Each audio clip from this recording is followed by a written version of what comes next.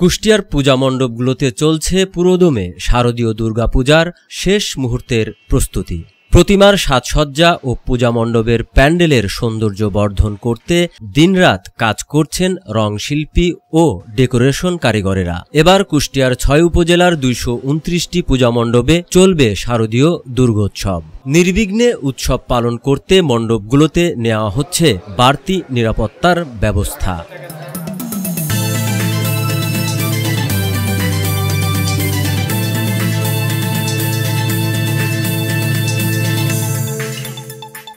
দরজায় কড়া নাড়ছে হিন্দু ধর্মাবলম্বীদের সবচেয়ে বড় ধর্মীয় অনুষ্ঠান শারদীয় দুর্গাপূজা। দুর্গাদেবীর আগমন উপলক্ষে কুষ্টিয়া জেলা ও উপজেলার পূজা মণ্ডপগুলোতে চলছে শেষ মুহূর্তের প্রস্তুতি। ইতিমধ্যে প্রতিমা বানানোর কাজ শেষ হয়ে গেছে মণ্ডপগুলোতে। কিছু কিছু মণ্ডপে প্রতিমার রঙের কাজ বাকি থাকলেও বেশিরভাগ পূজা মণ্ডপের প্রতিমার রঙের কাজ শেষ হয়ে গেছে। এখন চরম মমতায় শিল্পীর রং তুলির আঁচড়ে চলছে প্রতিমাকে সাজানোর শেষ দিকের কাজ। অনেক আনন্দ থাকে, আমরা সবাই আশা করে থাকি মা আসবে, মাকে আমরা নিয়ে সবাই আনন্দ ভর্তি করব। এই বছরে 5টা দিন অনেক আনন্দ ভর্তি করে সবাই কাটাতে চাই। আসলে এবার ওই রকম হুমকি আমরা মনে করছি না। প্রতি বছরই পূজা করতে হয়, পূজার ব্যয় প্রত্যেক বছরই কিছু না কিছু করে বাড়তে থাকে। এবার আমরা ওইভাবে প্রস্তুতি নিয়েছি যে ব্যয় বাড়লে আসলে পূজাটা করতে হবে। আর ভয় ভীতি আসলে প্রশাসনের লোকজন খোঁজ রাখছে, রাজনৈতিক লোকজন এখন যারা আছে ওনারাও খোঁজ রাখছে। ঠিক আছে, ওইরকম ভয়ভীতির আশঙ্কা আমাদের মধ্যে নাই। আমরা খুব উৎফুল্লভাবে পূজা করতে পারবো আশা রাখছি।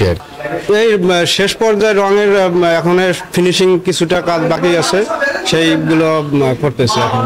হ্যাঁ, পূজা শুরু হওয়ার আগেই আমি এটা ডেলিভারি কমপ্লিট করে দিতে পারবো। আগামী ২রা অক্টোবর মহালয়াতে পালকিতে দেবী দুর্গার আগমন ঘটবে মর্তলোকে। ৯ অক্টোবর মহাষষ্ঠীতে শুরু হবে দুর্গাপূজার উৎসব। দশমীতে বিসর্জনের মাধ্যমে ফিরে যাবেন ঘটে চড়ে। এবছর রাজনৈতিক অস্থিরতা থাকলেও আগের বছরগুলোর মতোই আনন্দ উৎসবের মধ্যেই পূজার আনুষ্ঠানিকতা পালন করবেন দেবী দুর্গার ভক্তরা। আমাদের গত রাত্রে রং তুলির কাজ সম্পন্ন হয়েছে, এখন ডেকোরেশনের কাজ চলছে। এখানকার জেলা প্রশাসন, পুলিশ প্রশাসন থেকে শুরু করে বিভিন্ন রাজনৈতিক নেতৃবৃন্দ তারা আমাদের সঙ্গে সার্বক্ষণিক যোগাযোগ রাখছে। নিরাপত্তার আপাতত এখন পর্যন্ত কোনো সমস্যা নাই। এখন শেষ ভালো তার সব ভালো, লাস্টে কি হয় এটা দেখার বিষয়। তবে আমরা আশা করছি যে সুষ্ঠুভাবে হবে। এবার মায়ের আগমন হচ্ছে পালকিতে। আমাদের মা এইবার দোলায় আগমন করছেন এবং ঘটকে গমন করছেন। যে মা যেন সকলের মঙ্গল করেন এবং সকলকে ভালোবাসেন। মা যেন কোনো অনিষ্ট সাধন আমাদের না করেন এবং আমরা যেন সকলে মঙ্গলে থাকি। নির্বিঘ্নে দুর্গাপূজার উৎসব উদযাপন করতে প্রস্তুতি নিয়েছে জেলা পূজা উদযাপন পরিষদ। তারা ইতিমধ্যে বিভিন্ন রাজনৈতিক দলের নেতাদের সাথে নিয়ে উৎসবমুখর পরিবেশে দুর্গাপূজা পালন করতে কাজ করছেন। পূজার রঙের কাজ চলছে, রং তুলির কাজ চলছে, আর মাত্র কয়েকদিন দেরি আছে। তবে গতবারের নাই এবারেও স্বতঃস্ফূর্ত ভাব সারা জেলাব্যাপী দেখা যাচ্ছে। তা এখন পর্যন্ত কোনো দুর্গা উৎসবকে কেন্দ্র করে কোনো অঘটন বা কোনো কিছু হয়নি। এবার কুষ্টিয়া জেলায় মোট ২২৯টা মন্দিরে পূজা অনুষ্ঠিত হবে। গতবারের থেকে এবার বেশ কিছু পূজা কম হচ্ছে। এখন পর্যন্ত আইন শৃঙ্খলা অবস্থা খুব ভালো আছে, কোথাও অঘটন ঘটে নাই। কোনো ধরনের অপ্রীতিকর ঘটনা যাতে না ঘটে সেজন্য প্রস্তুত রয়েছে জেলা পুলিশ। থানা পুলিশ ও গোয়েন্দারা দুর্গাপূজার উৎসব নিরাপদ রাখতে সার্বক্ষণিক কাজ করছে।